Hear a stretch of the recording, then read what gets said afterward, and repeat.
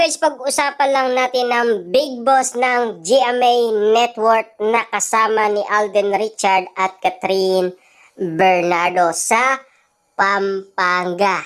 Siyempre guys, doon nga naman ginanap ang kanilang tour sa may Marquee Mall, no? Kitang-kita naman natin guys, napakasaya ni Attorney Gozon na kasama niya si Alden Richard at Catherine Bernardo. Pero sa Canada guys hindi natin nasilayan si Attorney Gozon.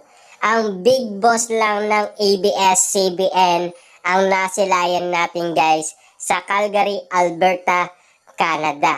Kitang-kita naman natin guys, no? Parang baliktad naman ngayon, 'di ba? Ngayon ang sumasama naman ngayon guys ay si Attorney Gozon naman sa CATBEN. Dati ang ABS-CBN, ngayon ang GMA Network, 'di ba? Naani mo kasi guys, 1 month ang tinagal ng CATBEN sa Canada dahil yun ang shooting kasi nila guys para ma-end na. Pero successful nga naman kasi guys ang kanilang shooting, 'di ba? Alam naman natin guys kasi si Catherine Bernardo noong nagawa nila yan, ang shooting na yan guys meron siyang reklamo, 'di ba?